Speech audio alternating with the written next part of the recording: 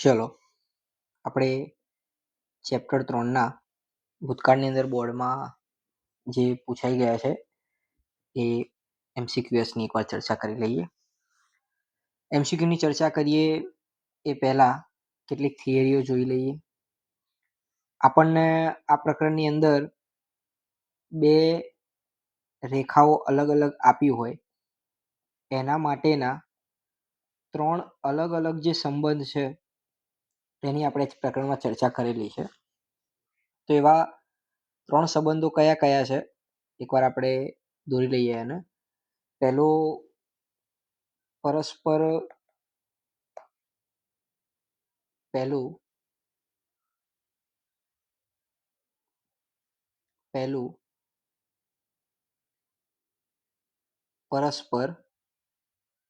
છેદતી રેખા.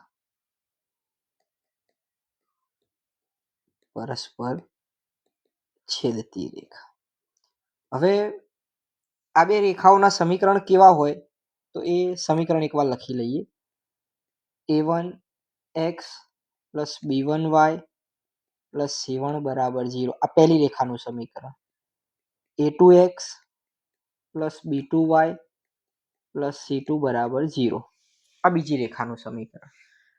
તો આના ઉપરથી આપણે ઘણી બધી વસ્તુ સમજી શકીએ છીએ, જેમ કે a1 અપોન a2 નો ગુણોત્તર, b1 અપોન b2 નો ગુણોત્તર, c1 અપોન c2 નો ગુણોત્તર. આ ગુણોત્તરના આધારે આપણે ઘણા બધા જવાબ આપી શકીએ. તો પરસ્પર છેદતી રેખાઓ હોય તો એના માટે ગુણોત્તર કેવો હોય તો a1 upon a2 is not equal to b1 upon b2 is not equal to c1 upon c2.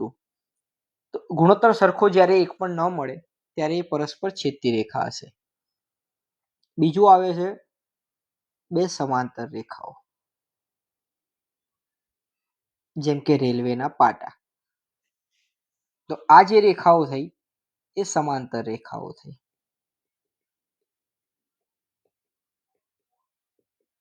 આનું સમીકરણ કેવું હશે? a1 અપોન a2 બરાબર b1 અપોન b2 પણ not equal to c1 upon c2. બરોબર, આ છે. ત્રીજું, સંપાતી રેખાઓ. સંપાતી રેખાઓ એટલે એવી રેખાઓ કે એક્ઝેક્ટ જે રેખાઓ પરસ્પર એકબીજા ઉપર બંધ બેસતી હોય. જો આમાં પરસ્પર એકબીજાને ઢાંકતી હોય, બરોબર. તો આવી જે રેખાઓ છે એને આપણે કહીએ છીએ સંપાતી રેખાઓ. સંપાતી રેખાનું સમીકરણ, હવે બંને એક જ સરખી રેખા છે તો સંપાતી રેખાનું સમીકરણ શું થાય? a1 અપોન a2 બરાબર b1 અપોન b2 બરાબર c1 અપોન c2. એના ઉપરથી બીજી એક વાત કરીએ હજુ કે પરસ્પર છેદતી જે રેખાઓ છે એના ઉકેલ મળી શકે છે. કેટલા ઉકેલ મળી શકે? તો કે પરસ્પર છેદતી રેખાને આની વાત કરીએ તો આમાં એક ઉકેલ મળે છે એટલે આને સુસંગત રેખા કહેવાય. સમાંતર રેખાઓ જુઓ કોઈ જગ્યાએ છેદતી આપણને દેખાતી નથી એટલે આને એક પણ ઉકેલ મળતો નથી એટલે સુસંગત નથી. જ્યારે સંપાતી રેખાના કેટલા ઉકેલ મળે? તો એના અનંત ઉકેલ મળે છે એટલે એ પણ સુસંગત રેખાઓ છે. એનું બીજું નામ અવલંબી રેખાઓ પણ છે.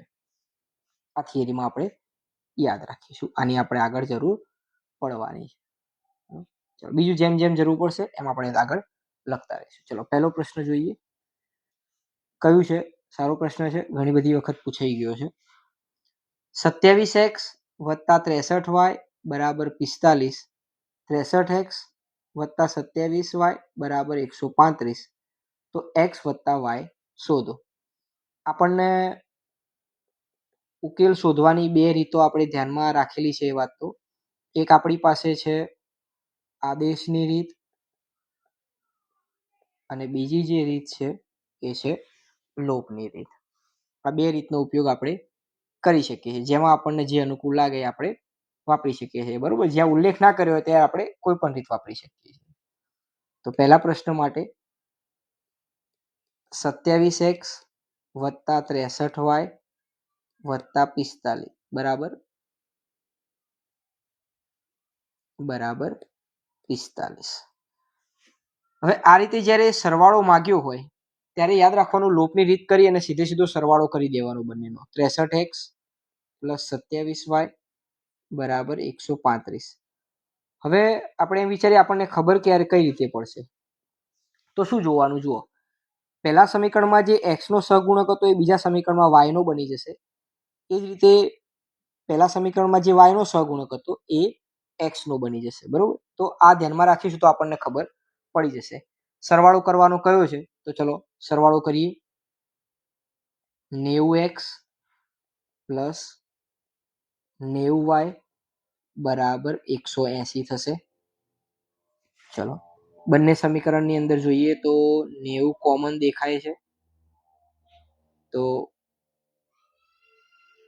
બંનેમાં જોઈએ તો 90 આપણને કોમન દેખાય તો શું વધ્યું, x વત્તા y બરાબર 180. 90 ને છેદમાં લાવીશું તો જવાબ મળશે 2. x વત્તા y બરાબર આપણને જવાબ શું મળ્યો, 2. તો આનો જવાબ થશે 2. બીજામાં જુઓ 27x વત્તા 63y બરાબર 45. આ તો ઉપર જે છે એના જ આપ્યો છે એટલે એને ફરીથી ગણવાની કોઈ જરૂર નથી. બીજાનો જવાબ પણ કેટલો થશે, 2 જ મળશે. ત્યાર પછી ત્રીજો સારો પ્રશ્ન છે. ત્રીજા માટે જુઓ, આપણને 2 લાકડીઓ આપી છે, એક કાળી અને બીજી સફેદ. એના પરથી આપણે સફેદ લાકડીનું માપ શોધવાનું છે. હવે આપણે 2 ચલ હોય છે એટલે 2 ચલ વિચારવા પડશે. દાખલાની આકૃતિના સમજીશું તો આપણે જવાબ આરામથી લખી શકીશું. તો હું અહીંયા આપણે લખી દઈએ કે ધારો કે સફેદ લાકડીને આપણે x ધારીએ છીએ, આપણે પદ્ધતિથી નથી લખતા, સીધું જ લખીએ છીએ. અને બીજી આપણને આપી છે કાળી લાકડી. કાળી લાકડીને આપણે y કહી દઈએ. તો આપણે આ પહેલી આકૃતિને જોતા શું કહી શકીએ કે અહીંયા આપણે એને x કહ્યો છે અને કાળી લાકડીને y કહ્યો છે, તો એ બેનો સરવાળો કરતા આપણને કુલ એની લંબાઈ કેટલી મળે, 22 સેન્ટીમીટર મળે. તો પહેલું સમીકરણ શું મળ્યું કે x વત્તા y બરાબર 22. ધ્યાન રાખજો, આપણે કોઈ પદ્ધતિ નથી લખતા, MCQ છે એટલે કોઈ પદ્ધતિમાં જવું જરૂરી નથી. ચલો આ સમીકરણ નંબર 1 છે. હવે આ 2 આકૃતિ જે આપણને આપી છે ને એના જોતા આપણને બીજું એક સમીકરણ મળશે. કેવું મળશે, જુઓ અહીંયા આટલે સુધી 5 સેન્ટીમીટર થાય છે. તો જુઓ આ ટોટલ જે લંબાઈ છે એ કોની થઈ, તો કે એ સફેદ લાકડીની. સફેદ લાકડીને આપણે શું કહીએ છીએ, x કહ્યું છે. તો એ આખો જે x છે એ કોના બરોબર છે, તો કે આ કાળી લાકડી છે અને એમાં કેટલા ઉમેર્યા છે, 5. તો કાળી લાકડીને આપણે શું કહ્યું છે, y. એમાં કેટલા ઉમેર્યા છે, 5. આ આપણું મળ્યું બીજું સમીકરણ. તો આ સમીકરણ 2 ની કિંમત હવે આપણે સીધી 1 ની અંદર મૂકી દઈએ. સમીકરણ 2 ની કિંમત સમીકરણ 1 માં સીધી મૂકી દઈએ. તો જ્યાં x આપણને દેખાય ત્યાં શું મૂકીશું, y વત્તા 5. y વત્તા 5 અહીંયા x ના સ્થાને મૂક્યા, વત્તા શું હતું, y આપણા પાસે હતા જ બરાબર 22. તો y 2y 5 ને આ તરફ જવા દઈશું તો 17 વધશે. તો y બરાબર 8.5. આ y ની કિંમત આપણે સમીકરણ 2 માં મૂકી દઈએ. તો x બરાબર y ની જગ્યાએ 8.5 વત્તા 5 એટલે જવાબ મળશે 13.5 સેન્ટીમીટર. કેમ આપણે x શોધ્યો, એનું કારણ આપણે સફેદ લાકડી શોધવાની હતી. તો જવાબ કેટલો મળ્યો, 13.5. ત્યાર પછી ચોથો પ્રશ્ન.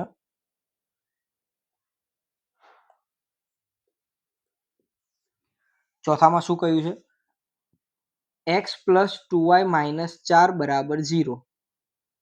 2x પ્લસ 4y માઇનસ 12 બરાબર 0 ને કેટલા ઉકેલ હશે. હવે ઉકેલ કેટલા હશે એ નક્કી કરવું હોય તો થિયરી જુઓ એકવાર.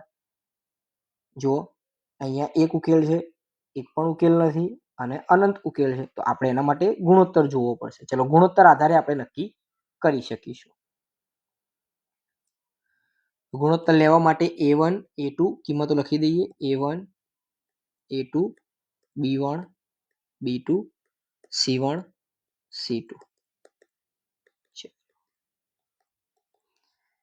A1 એટલે x નો સહગુણક 1, A2 બીજા સમીકરણમાં x નો સહગુણક 2, B1 y નો સહગુણક 2, B2 y નો સહગુણક 4, C1 -4, C2 -12. તો અહીંયા A1 upon A2 1/2, B1 upon B2 2/4, તો 2 દુ 4 છેદ ચાલશે, 1/2. અને એ જ રીતે C1 upon C2 -4 ભાગ્યા -12, માઇનસ માઇનસ જતા રહેશે, 4 તરી 12 એટલે 1/3 મળે. આ જોતા શું કહી શકીએ આપણે? જુઓ તો કે A1 upon A2 નો ગુણોત્તર એ B1 upon B2 જોડે છે સરખો, પણ C1 upon C2 જોડે નથી. એટલે કે આપેલ બે રેખાઓ જે છે એ કઈ રેખાઓ છે? તો આ ઇક્વેશન કોની હતી? સમાંતર રેખાઓની. અને સમાંતર રેખાઓને એક પણ ઉકેલ મળે નહીં. જોઈએ ચલો MCQ માં આપ્યું છે આપણને અનન્ય, અનંત, શૂન્ય અને આમાંથી એક પણ નહીં, તો શૂન્ય ઉકેલ. એક પણ ઉકેલ નથી એટલે શૂન્ય. બરોબર. ત્યાર પછી 5મો પ્રશ્ન.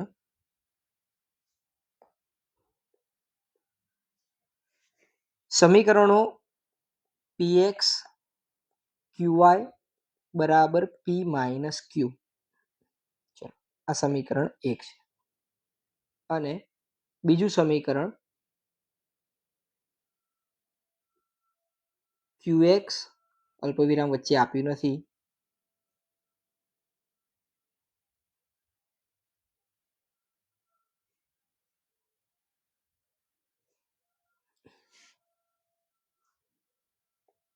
qx માઇનસ py બરાબર p પ્લસ q. સમીકરણ 2. x બરાબર 1 મૂકવાનો કયો, તો y કેટલો થશે? ચલો બંને સમીકરણની અંદર x બરાબર 1 મૂકીએ, તો અહીંયા x ની જગ્યાએ 1 મૂકીએ તો 1 મૂકવાથી p એકા p આ થઈ જશે, પ્લસ qy તો હતા જ અને p માઇનસ qm ના. આપણે અહીંયાથી p ને જમણી તરફ લઈ જઈએ તો માઇનસ p થાય, તો બંને p ઉડી જશે, તો qy બરાબર માઇનસ q, તો y બરાબર માઇનસ q ભાગ્યા q. y બરાબર કેટલો મળ્યો?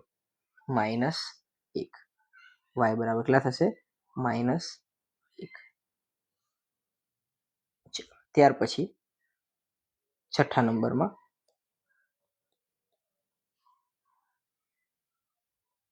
સમીકરણ યુગમાં આપણને આપ્યું છે 2x + 3y બરાબર 5, 4x + 6y બરાબર -10 ને કેટલા ઉકેલ હશે? ચલો ગુણોત્તર લઈ લઈએ. A1 upon A2 x નો સહગુણક 2 અને 4, 2/4 એટલે 1/2.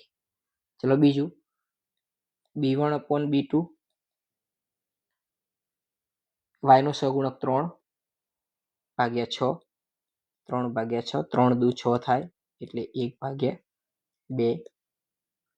આગળ C1 upon C2 જોઈ લો. ચલો હા, મહત્વની વાત કઈ રાખવાની? પ્રમાણિત સ્વરૂપમાં હોવું જોઈએ. પ્રમાણિત સ્વરૂપ નહોતું, આપણે ઉતાવળ કરી છે. આ બાદ લઈ જઈશું તો -5 બરાબર 0 થશે. આ હોય તો જ આપણે કરી શકીએ, ઉતાવળ ના કરતા. 5/-10 કરશો તમે તો તમને -1/2 મળશે અને તમે આને સમાંતર રેખા કહી દેશો. બરોબર, એટલે ઉતાવળ નહીં કરવાની, પ્રમાણિત સ્વરૂપ હોવું જોઈએ. તો અહીંયા C કેટલો થશે?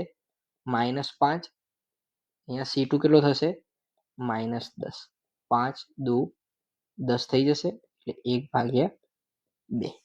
તો આ તો બધા ગુણોત્તર સરખા મળે. આવું ક્યારે શક્ય હોય?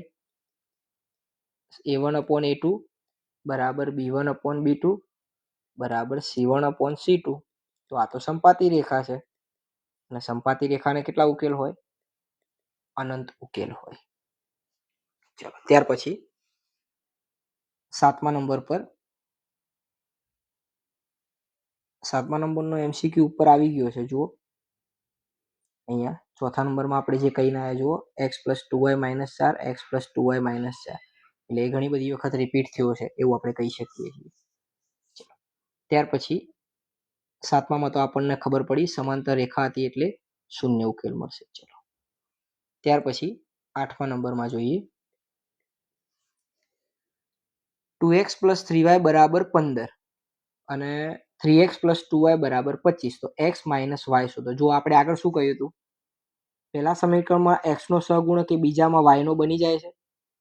y નો સહગુણક એ x નો બની જાય છે. બરોબર. તો આપણે કહી શકીએ કે આને આપણે સીધો લોપની રીતે કરી શકશું.